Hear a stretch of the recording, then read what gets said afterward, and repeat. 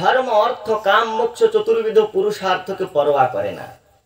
এরা ধর্ম অর্থ কাম মোক্ষ চতুর্বিধ পুরুষার্থের জন্য কোনো প্রকার প্রযত্ন করে না।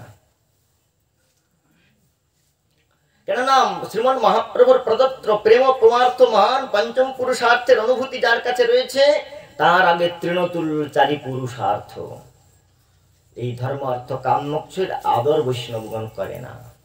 বিল্বমঙ্গল ঠাকুর বললেন, ভক্তি তৈ স্থিরতরাম ভগবান যদি স্যাৎ দৈবে নর ফলতি দিব্য কিশোর মূর্তি মুক্তি স্বয়ং মুকুলিতাঞ্জলি সেব্যতে স্মান ধর্মার্থ কামগতয় সময় প্রতীক্ষা। যেখানে পঞ্চম পুরুষার্থ কৃষ্ণ মুক্তি, যে স্থানে মুক্তিদাসী সেইখানে, অতএব এই মুক্তি মোক্ষা পর্যন্ত তারা পরিহার করে দিয়েছেন। রূপ গোস্বামী পাদ বলেন, ভুক্তি মুক্তি পিশাচি যাবৎ হৃদি বর্ততে।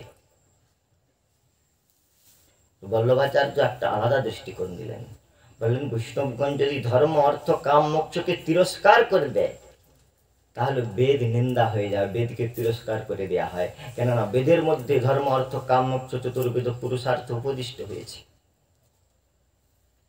বৈষ্ণবগণ যদি বেদ নিন্দা করে, যজ্জৎ আচরতি সৃষ্ট তত্ত্ব দেবতরে সযৎ প্রমাণম করতে লোকস্তদনুবর্ততে। সাধুগণ বৈষ্ণবগণ যদি সদ্ধর্ম আচরণ না করে বৈদিক ধর্মকে পরিত্যাগ করে দেয়, বৈষ্ণবের যে ভজন শৈলী, বৈষ্ণবীয় শৈলীতে, রাগানুগা উপাসনা শৈলীতে, রাগাত্মিকা ভক্তিবক্ষা ব্রজবাসী জানে তাদের অনুগমন করে যে অনুরাগের ভক্তি, সেখানে বিধিমার্গ বৈদিক ভক্তিতে বেদ বিধির অতখানি স্থান নাই সত্য, কিন্তু যদি বেদকে অতিক্রম করে যাওয়া হয় তাহলে দোষ উপস্থিত হয়। সেই জন্য বল্লভাচার্য বললেন, এই বৃত্ত চতুশ্লোকিতে ভাগবতের মধ্যে বাস্তব ভাগবত ধর্ম কি,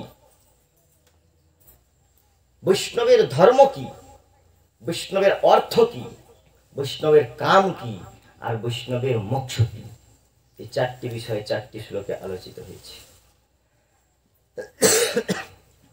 প্রথম শ্লোকে ধর্ম। অহম হরেস্তব পাদৈকমূলম দাসানুদাস ভবিতাস্মি ভূয়ঃ মনঃ স্মরেত্যাশু পতের্গুণাংস্তে গৃহীত বাক্কর্ম করোতু কায়ঃ। अहम हरि तव पादैक मूल दासानुदास भवितास्मि भूयः मनस्मरेत आशु पतेर गुणांस्ते गणित वाक्कर्म करोतु काय। ये वैष्णवेर धर्म। धर्म की? हे प्रभु, अहम हरि तव पादैक मूलम दासानुदास भवितास्मि भूयः। आपनार पाद पद्मेर दासानुदास हয়ে निरंतर ताদের अनुगत्ये, वैष्णवेर अनुगत्ये आपनार परिचर्या करा, सेवा करा, गुरु अनुगत्ये भगवत सेवा, एटी हच्छे वैष्णवेर धर्म। बल्लभाचार्य बोलेन भागवत धर्मेर मूल कथा प्रथम श्लोके भगवानेर हये, भगवानेर जन्ये भगवानेर सेवा करा, भगवानेर हये भगवानेर जन्ये भगवानेर सेवा करा, এটা হচ্ছে ভাগবত ধর্মের মূল কথা।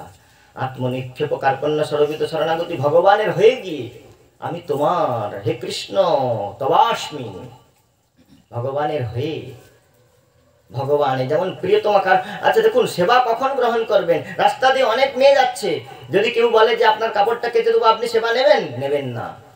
কেন? যতক্ষণ পর্যন্ত সে আপনার না হচ্ছে, আপনার সঙ্গে সম্বন্ধ যোজনা না হচ্ছে, ততক্ষণ আপনি তার সেবা গ্রহণ করবেন না, অঙ্গীকার করবেন না।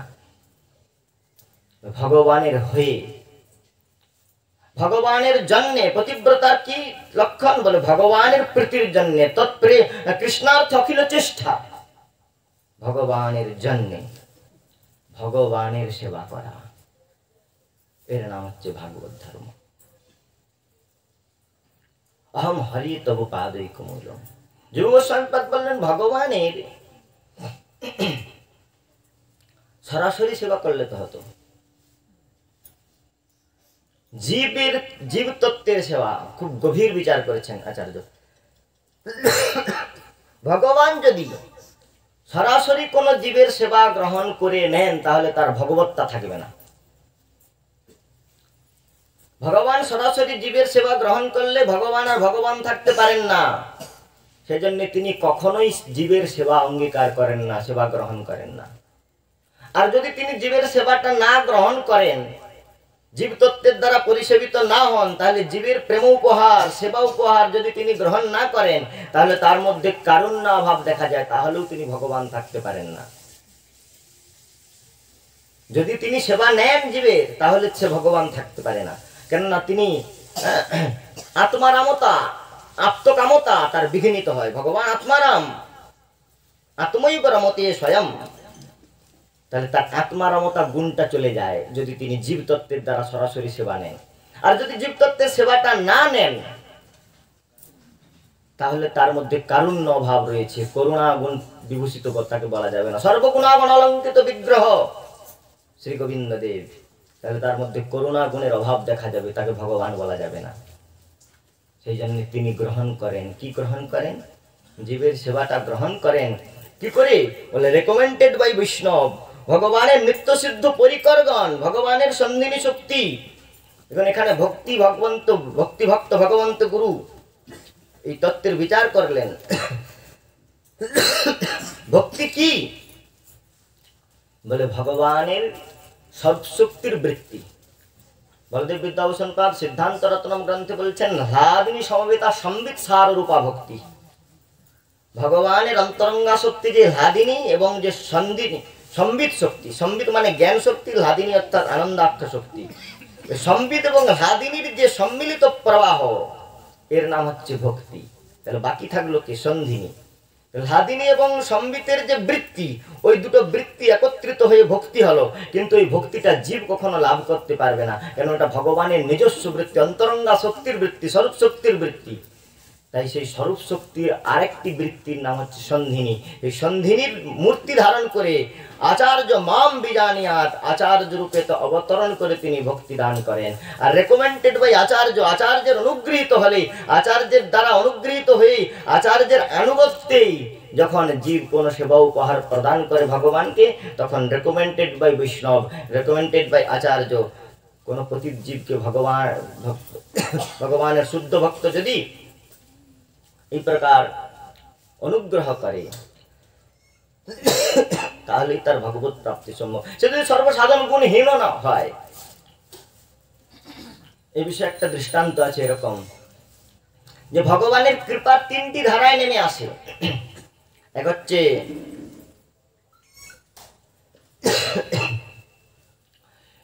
অহেতুকী কৃপা, দুই হচ্ছে সাধন অভিনিবেশজ কৃপা, আর তিন হচ্ছে ভক্ত প্রসাদজ কৃপা। অহেতুকী কৃপা মানে ভগবান যাকে ইচ্ছা তার, তিনি সর্বতন্ত্র স্বতন্ত্র, পরম স্বতন্ত্র নসির পর কই জন্ম অধ্যস্ত কর্ম ইতরতশ্চাতে সবিজ্ঞ সরাট। তো সেই জন্য তিনি যাকে খুশি কৃপা করতে পারেন। তিনি চাইলে মদ্যপ লম্পট পর্যন্ত তার নিজের ধামে নিয়ে যেতে পারে, সেটা তার স্বতন্ত্র ইচ্ছা। ভগবানের নামে কমপ্লেন করার কোনো সেন্টার নাই, দুয়ারে সরকারি গিয়েও হবে না। ওটা হচ্ছে অহেতুকী কৃপা। কিন্তু ওই কৃপাটা আমরা যাচনা করতে পারি। ওই নন্দতনু যকিং করম পতিতম্মাম বিষমে ভবাম বধূ কৃপা অথব পাদ পঙ্কজ স্থিত ধুরি সদৃশ বিচিন্তয়ম। অহেতুকী কৃপার যাচনা মাত্র করা যায়, পাবো কি না পাবো কোনো গ্যারেন্টি নাই। অ্যাপ্লিকেশন দিতে পারেন, কিন্তু পাবেন কিনা গ্যারেন্টি নাই। অ্যাপ্লিকেশন দিয়ে রাখলে ক্ষতি নাই, দিতেও হবে। অহেতুকী কৃপা পাবো কিনা নিশ্চয় নাই, কিন্তু আমার তো প্রয়োজন। দ্বিতীয় হচ্ছে সাধন অভিনিবেশজ কৃপা। সাধনাতে অভিনিবেশ দেখে, উপাসনাতে অভিনিবেশ দেখে ভগবানের কৃপা হলো। উত্তানপাদ নন্দন ধ্রুব মহারাজ এই প্রকার তপশ্চর্যা করলেন, যে ভগবান বৈকুণ্ঠাদিশ পর্যন্ত ভাগবতের এই শ্লোকটি অত্যন্ত গুরুত্বপূর্ণ। ভৃত্য দিদিক্ষয়া, ভৃত্যকে দেখবার জন্য বৈকুণ্ঠনাথ ভগবান আগমন করলেন। ধ্রুবকে দর্শন দিতে নয়, দর্শন করতে, দর্শন করবার জন্য। উত্তানপাদ মই সঙ্গতাত্মা, উত্তানপাদ নন্দন আমাতে আত্মনষ্ট করে দিয়েছে, অতএব সেই ভৃত্যকে দর্শন করবার জন্য আমার হৃদয়ে উৎকণ্ঠা হৃদয় হয়েছে। লক্ষ্মী দেবীকে ভগবান বললেন ভৃত্য দিদিক্ষয়া, ভৃত্যকে দেখবার জন্য ভগবান আসলেন। একে বলে সাধন অভিনিবেশ কৃপা। হরিদাস ঠাকুর ভজন করছেন, কোনোদিন জগন্নাথ মন্দিরেও যাননি, মহাপ্রভু প্রতিদিন তাকে গিয়ে দর্শন দান করতেন। হচ্ছে সাধন অভিনিবেশ কৃপা। সাধনাতে অভিনিবেশ দেখে আমাদের তো সিরিয়াল টিরিয়াল দেখার পরে যদি একটু টাইম বাঁচে তাহলে একটু হরে কৃষ্ণ, তাহলে এই সাধন অভিনিবেশ কৃপাটা আমাদের মতো কলিযুগে মন্দা সুমন্দ মতে মন্দ ভাগ্য সুপদ্রুতা আমাদের পাওয়ার সম্ভাবনা নাই। 2 চলে গেল। 3 নম্বর হচ্ছে ভক্ত প্রসাদ কৃপা, ভগবত ভক্তের অনুগ্রহ। ভক্ত প্রসাদ কৃপাটা কি প্রকার? এখানে বলছেন ভগবানের কৃপাটা হচ্ছে সিংহিনীর দুগ্ধবৎ। ওই সিংহিনীর দুগ্ধ স্বর্ণ পাত্রে রাখা যায়। 2 জায়গায় সিংহিনীর দুগ্ধ থাকতে পারে। এক হচ্ছে সিংহিনীর শাবকের পেটে, সিংহিনীর যে বাচ্চা সে তার মার দুধ খেয়ে হজম করতে পারে। আর হচ্ছে স্বর্ণ পাত্র, সোনার পাত্র। তা যদি আমাদের পাত্র হৃদয়ে, আমাদের হৃদয়ে তো এমনি স্টিলের পাত্র, তার উপরে আবার অনেক ছাঁদা, এখানে সিংহিনীর দুগ্ধরূপী ভগবানের কৃপা থাকবে না। আমরা আমাদের ঘরের যত পাত্র, আমাদের ঘরের যা কিছু আছে ওগুলো বিক্রি করলেও আমাদের ওই সোনার থালা হবে না, স্বর্ণ পাত্র হবে না। আমাদের সাধনার দ্বারা আমরা ভগবানের কৃপাকে ধারণ করবার মতো ওই প্রকার স্বর্ণ পাত্র প্রস্তুত করতে পারবো না। আর কোথায় থাকবে?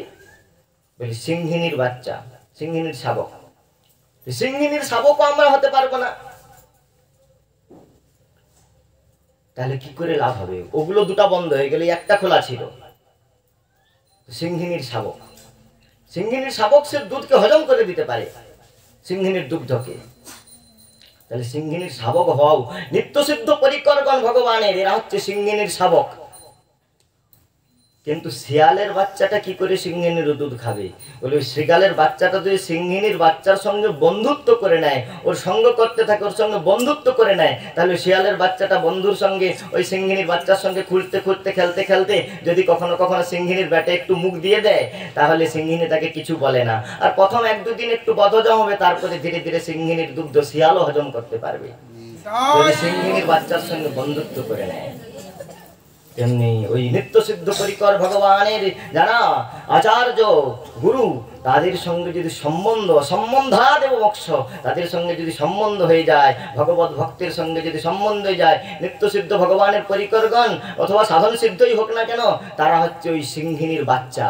আমরা তো শৃগাল, তাদের সঙ্গে যদি একটু বন্ধুত্ব করে নিই, তাহলে একদিন না একদিন ওই সিংহিনীর বাঁটে মুখ দেওয়ার সামর্থ্য আমাদেরও এসে পড়বে।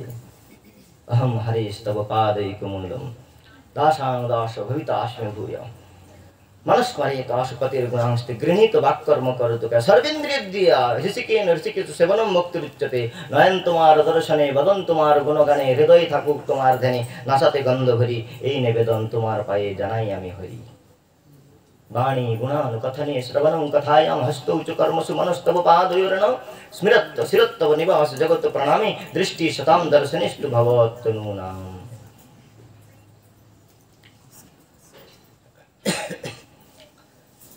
ধর্ম বৈষ্ণবের অর্থ, অর্থ কি? বৈষ্ণবের কি অর্থ প্রয়োজন?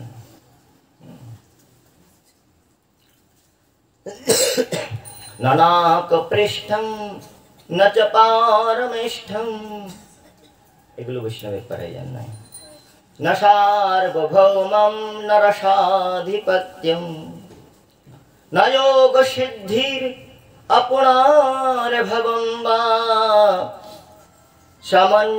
সমঞ্জসাত্বং বিরহায় কাঙ্ক্ষে। বৈষ্ণবের অর্থ কি? বলে ভগবানের প্রতি অনুরক্ততা, ভগবানকে প্রাপ্তির জন্য ব্যাকুলতা, তার বিরহে উন্মাদান্ধতা, এটি বৈষ্ণবের প্রয়োজন। বৈষ্ণবের অর্থ প্রেম ধন, বৈষ্ণবের প্রয়োজন ধন। নানাকপৃষ্টম ন চ পারমিষ্টম, এই পরমেষ্টি পদ পর্যন্ত প্রয়োজন নাই। আর আরে ভগবানের ভক্তগণ, আমাদের আচার্য বললেন, নাস্থা ধর্মে নবসুনিচয় নৈব কামোপভোগে যজ্জদ ভব্যম ভবতু ভগবান পূর্ব কর্মানুরূপম এতৎ পরার্থম মম ভূমতম জন্ম জন্মান্তরেপি তৎপাদম্বুজরহু যুগপতাম নিশ্চলা ভক্তিরস্তু নাহম বন্দে তব চরণের্দ্বন্দ্বমদ্বন্দ্ব হেতু কুম্ভিপাকম গুরুমপি হরে নারপম নাপনেতু রম্যা রমা মৃদুনুলতা নন্দনে নাপিরন্তুম ভাবে ভাবে হৃদয় ভবনে ভাবয়ম ভবন্তুম। প্রভু সকৃত কর্মের ফলে জাম জাম জনি মনোব্রজে, নিজকৃত কর্মের ফলে যে জনিতেই যায় না কেন, দুঃখ থেকে মুক্তি দান করো। দুঃখ কবিগুরুর ভাষায় বললেন না যে বিপদে মোরে রক্ষা করো, এই নহে মোর প্রার্থনা, বিপদ সন্তস্ত্র জগদ্গুরু ভবদো দর্শনম সাক্ষাৎ আপনার ভব দর্শনম। প্রয়োজনটা কি বলে, সে বিপত্তি হোক, যদি আপনার স্মরণ রূপী সম্পত্তি দান করে, নিরন্তর আপনার স্মরণ রূপী সম্পত্তি, আপনার বিরহেতে তর্পণ, আপনার বিরহেতে উন্মাদতা, এটি আমাদের ধন, এটি প্রয়োজন। চরণে মতি থাকে তবেই ভাবে ভাবে হৃদয় ভবনে ভাবয়ন্তম ভবন্তম, আমাদের হৃদয়ে যেন আপনার প্রতি অভিনব ভাব নিরন্তর, হৃদয় কুসুমের মকরন্দ হইতে নিরন্তর আপনার প্রতি দিব্য ভাবের সৌরভ অভিনব রূপে যেন উদ্গম লাভ করে, এটি হচ্ছে ধন বৈষ্ণবের। ধর্ম অর্থ আর বৈষ্ণবের কামনা কি, কাম কি? अजात पक्षा इव मातरं खगा तन्स्तन्यां यथा वात्सतराक्षुधार्ता प्रियं प्रियेव विशितं विषण्या मनोरवृन्दाक्षुद्रदीक्षते त्वाम्। অজাত পক্ষাইব মাতরম খগা, যেমতি পাখির ছানা তাহার বাসায় নিরন্তর বসে থাকে মাতৃ প্রতীক্ষায়। বললেন আপনার বিরহটা কি প্রকার হবে প্রভু, ভক্ত নিরূপণ করছেন। কিরকম বিরহ প্রয়োজন? অজাত পক্ষা ইব মাতরম খগা। দেখুন, অজাত পক্ষা ইব মাতরম খগার ভাব হচ্ছে যে প্রভু আর না করিব নিজ রক্ষার বিধান, আমি নিজের পোষণের জন্য নিজের পোষণ কভু না ভাবিব, রহিব ভাবের ঘরে ভকতি বিনোদ তোমারে পালক বলিয়া বরণ করে। তুমি আমার পালন কর্তা, পোষণ কর্তা, তুমি আসবে, তুমি আমাকে পোষণ করবে। আমি নিজের থেকে আমি রসাচ্ছতন চিন্তা বৃথা কুর্বন্তি বৈষ্ণবা, আমি আমার নিজের থেকে কোনো প্রযত্ন করব না, তুমি আমাকে পোষণ করবে, তুমি আমাকে পালন করবে। কি প্রকার? আমি কেবল তোমার স্মরণরত থাকব, তুমি আমাকে পোষণ করবে। যেমন করে মাতা বিহঙ্গী সে তার চঞ্চুতে করে খাদ্য চর্বণ করে তারপরে তার শিশুর চঞ্চুর মধ্যে উদ্গীরণ করে দেয়, ঠিক সেই প্রকার তুমি আমাকে পালন করবে।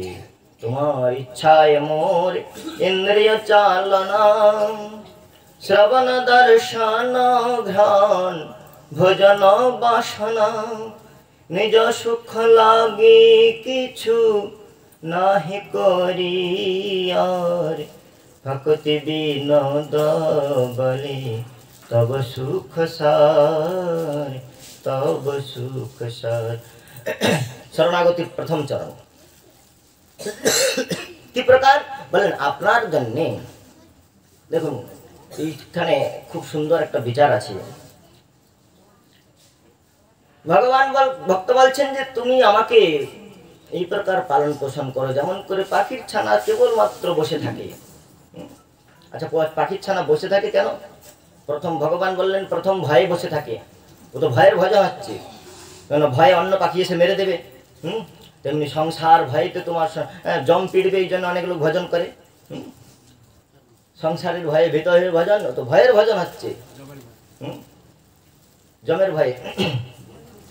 বললেন ভয় থেকে ভজনের উৎপত্তি হলেও, শুরু হলেও শরণাগতিতে যখন অঙ্গীকৃত হয়ে যায়, তখন সেই শরণাগতি কি প্রকার মূর্তি দান করে? বলে ভক্তকে পোষণ করবার জন্য ভগবানকে ব্যগ্র করে তোলে। যখন আর্ত হয়ে যায় ভক্ত, তবাস্মিতে যে জাততে সর্বদা ভম তস্মৈ দদাম্যে তদ ব্রতম মম। তো সেই জন্য বললেন যে ভক্ত, ভগবান ভক্ত বলছেন প্রভু আমি আর নিজের জন্য, যেমন পাখির, যে পাখির ডানা গজায় নাই, সে যেমন নিজে খাদ্য গ্রহণও করে না, তার মা তার চঞ্চুর মধ্যে খাদ্য ঢুকিয়ে দেয়, ওড়ার চেষ্টাও করে না, খাওয়ার চেষ্টাও করে না, মা মুখ দিয়ে খাদ্য পাইয়ে দেয়। ঠিক সেই প্রকার আমি আপনার চিন্তনে, সে কেবল মা মা করে ডাকতে থাকে, এমনি আমি আপনার চিন্তনে রত থাকবো, আপনি আমাকে পোষণ করবেন। ভগবান অনন্য চিন্তা তোমাম যেজনা পর্যুপাসতে তেষাম নিত্যাভিযুক্তানাম যোগক্ষেম বহাম্যহম। তার মধ্যে ভগবান বললেন অনন্য চিন্তা করে যারা আমি তাদের যোগক্ষেম বহন করি। গ্রাসাচ্ছাদন চিন্তা বৃথা কুর্বন্তি বিষ্ণবা, সকলকে ভগবান পালন পোষণ করছেন। অজগর না করে নকরি পঙ্খী না কি যে কম, দাস মলুকা কহে গে সবকে দাতা রাম। সকলকে ভগবান প্রতিপালন করছেন। আমরা সংসারের লোকেরা মনে করি যে আমরা আমাদের পুত্র পরিবার পরিজনকে প্রতিপালন করছি, এগুলো হাতির পিঠে চড়ে চালের বস্তা মাথায় করার মতো। হাতির পিঠে তো চললে চালের বস্তা হাতির পিঠে রাখলে হবে না, আমার চালের বস্তা আমি মাথায় রাখবো, আমার সংসার আমি পোষণ করব। এগুলো হচ্ছে ভ্রম। তো ভগবান প্রতিপালন করেন। এখন বিশ্বনাথ চক্রবর্তীবাদ এই শ্লোকের টিকা করতে গিয়ে বললেন, যদি ভক্ত নিজের গ্রাসাচ্ছাদনের চিন্তা ব্যবস্থা না করে, তাহলে ভগবানকে পালন পোষণ করতে হয়। ভগবান যদি ভক্তকে পালন পোষণ করেন, তাহলে ভক্তি কাকে বলা হয়? তৎসুখ সুখিত্যম, ভগবানের যাতে সুখ হয়, ভগবানের সেবা করবেন ভক্ত, সেবাভিলাষী, সেবোৎকণ্ঠা তার মধ্যে রয়েছে। কিন্তু ভগবানকে দিয়ে যদি ভক্ত সেবা করায়, ভক্ত হরে কৃষ্ণ করছে আর ভগবান সব ঘরের কাজ করছে, তাহলে ওকে শুদ্ধ ভক্ত বলা যাবে না। কেন বলা যাবে না? না, ভগবানের সেবা করা উচিত, ভগবানকে দিয়ে সেবা করাচ্ছে না, বসে বসে হরে কৃষ্ণ করছে, ভগবান সব কিছু ব্যবস্থা করছে অন্য বস্তে। ভগবান যদি গ্রাসাচ্ছাদন দান করে, ভক্ত যদি কোনো প্রকার প্রযত্ন না করে, তাহলে ভগবানকে খাটানো হয়, তাহলে ওখানে শুদ্ধ ভক্তি নাই। আর যদি ভগবান চিন্তাটা বাদ দিয়ে অনন্য চিন্তা বললেন, অন্য চিন্তা, তাহলে গ্রাসাচ্ছাদন করতে গেলে, টাকা রোজগার করতে গেলে তাহলে ওই অন্য চিন্তা করতে হবে। তাহলে অনন্য চিন্তা সতত বৃত্তিটা থাকবে না, অনন্য চিন্তাটা হবে না, তাহলেও শুদ্ধ ভক্তি হবে না। যদি গ্রাসাচ্ছাদন চিন্তা নিজে করতে যায়, ঠাকুরকে খাটাবো না, আমি আমারটা রোজগার করে তারপরে ভজন করব, তাহলে অনন্য চিন্তাটা হবে না, নিরবিচ্ছিন্ন ভজনটা হবে না। নিরবিচ্ছিন্ন ভজন না হলে ভগবত প্রাপ্তি হবে, অশুদ্ধ ভক্ত হওয়া যাবে না। তাহলে কি করবেন? যদি নিজে সংসার প্রতিপালন পোষণ করে ভজন করবেন, তাহলে 16 মালাও ঠেকানো যাবে না। আর যদি পুরাটা করতে যান, তাহলে ঠাকুরকে সব ব্যবস্থা করতে হয়, ঠাকুরকে খাটানো হয়ে যায়। ব্যবস্থা কি? ভগবান বললেন আমি সমাধান দিচ্ছি। কিরকম সমাধান?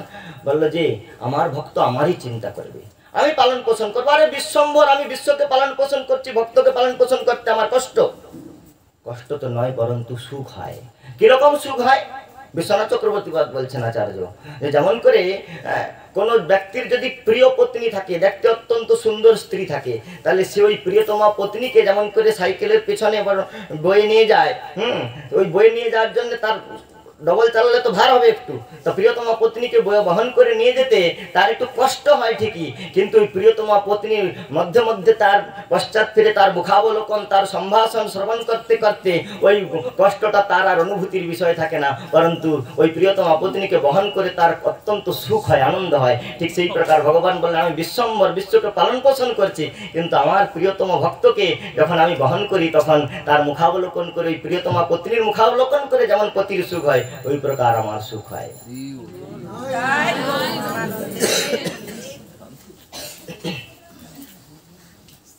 অজাত পক্ষায় মাতরম খগা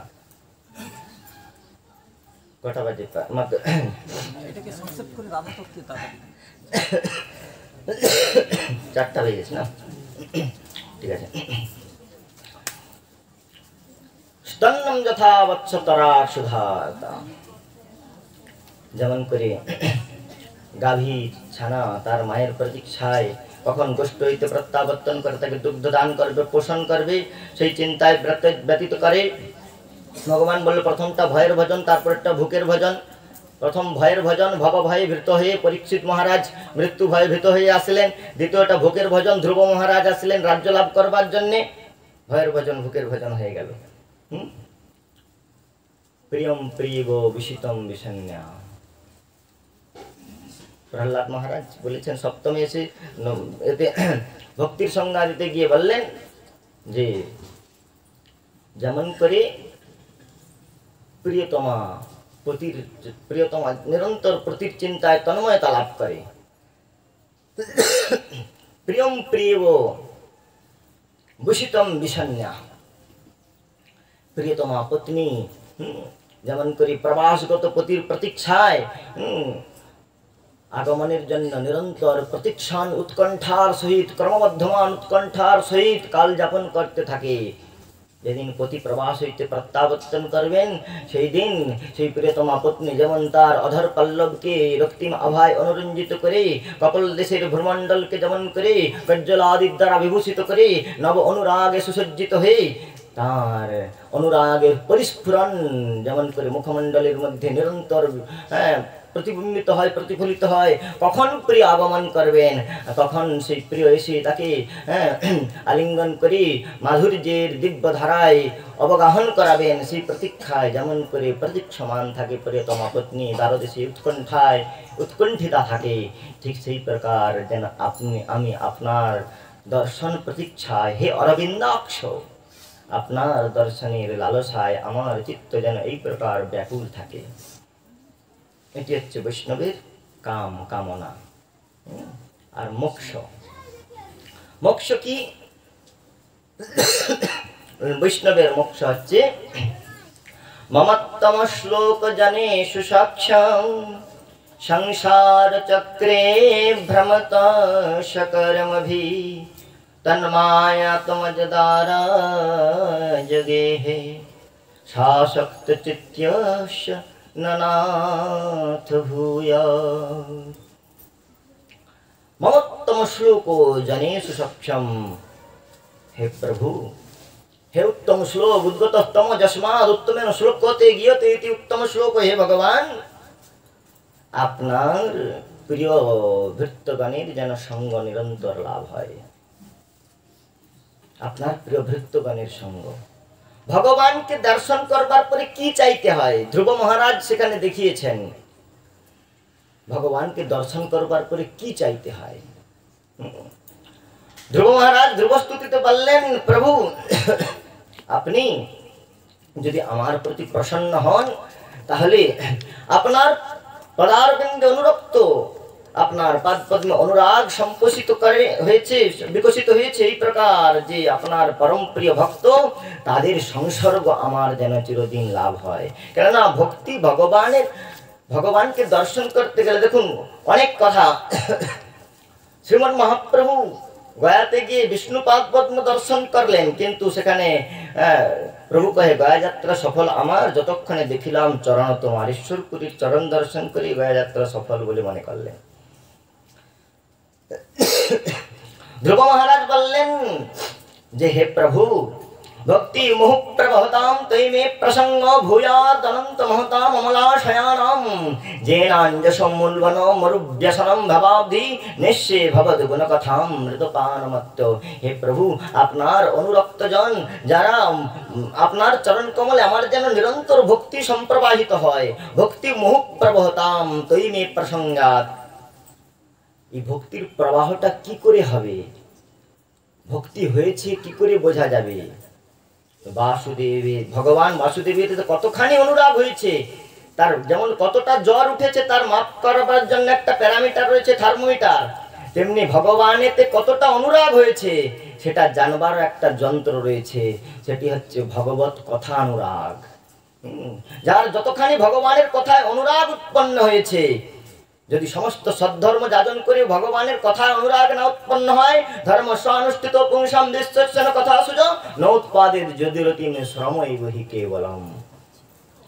আর প্রকারান্তরে পিতামহ ব্রহ্মা বললেন, জ্ঞানে প্রয়াস মধুপাশ্চ নমন্তে জীবন্তি সন্মুখরিতাম ভগদীয় বার্তাম স্থানে শ্রিতা শ্রুতিগতাম তনুবাং মনোভীজে প্রায় শোচিতপি জিতত্বই স্ত্রীলোক্যাম।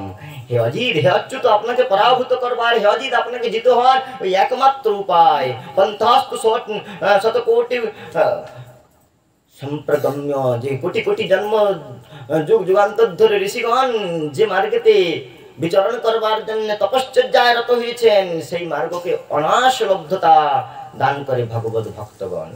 ভক্তি মুহু প্রবহতাম তৈমে প্রসঙ্গা, যেখানে আপনার প্রিয় ভক্তগণ আপনার প্রসঙ্গ আলোচনা করেন। তাই ভগবত ভক্ত সঙ্গটাই হচ্ছে সাধনের সিদ্ধির মূল।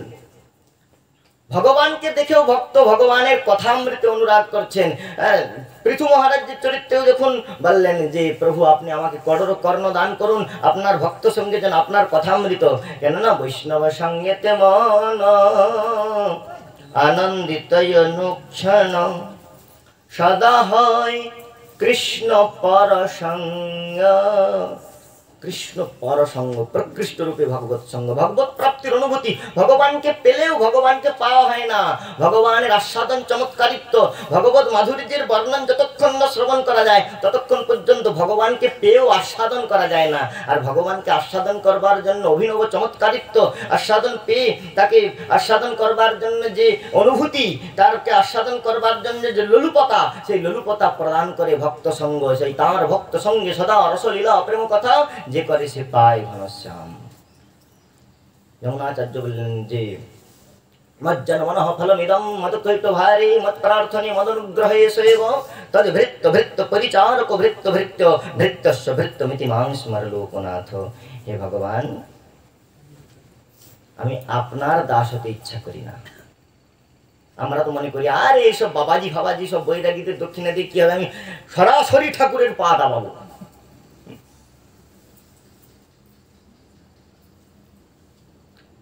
দুপুরবেলা আমার সঙ্গে লাল্টু ভাই ছিল, জিজ্ঞাসা করছে, বল দীক্ষা নিয়ে ভজন করা আর অদীক্ষিত অবস্থায় ভজন করার মধ্যে পার্থক্য কি? বলুন, দেখুন,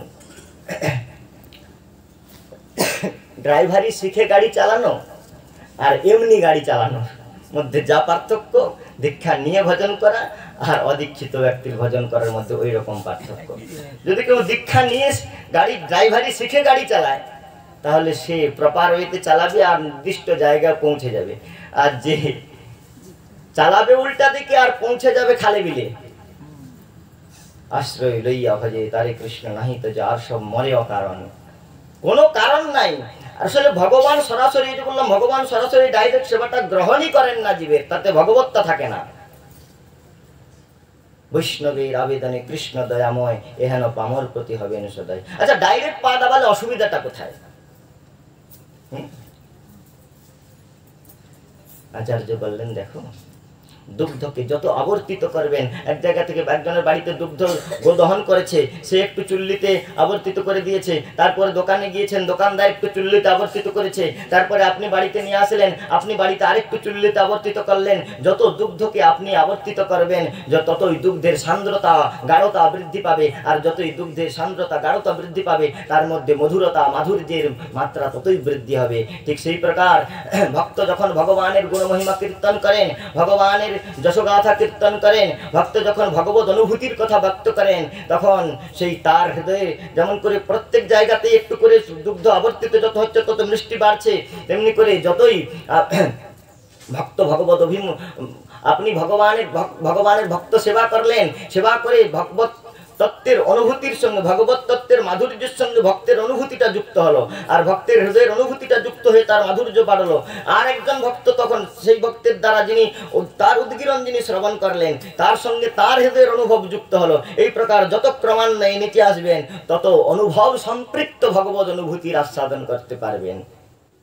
মাধুর্য তত পরিবর্ধিত হবে। সেই জন্য বললেন তদ ভৃত্য ভৃত্য পরিচারক ভৃত্য ভৃত্য ভৃত্যশ্চ ভৃত্যমিতি মাং স্মর লোকনাথ। আপনার ভৃত্যের ভৃত্য করো। বৈষ্ণবের গৃহে যদি হইতাম কুকুর, এঁঠো দিয়ে তরাইতেন বৈষ্ণব ঠাকুর। বৈষ্ণবের ঘাটে আমি হইব পাথর। তা এটি হচ্ছে ভগবত ভক্তের মোক্ষ, বৈষ্ণবের দাসানুদাসে প্রতিষ্ঠিত হওয়া। বৃত্ত চতুশ্লোকী।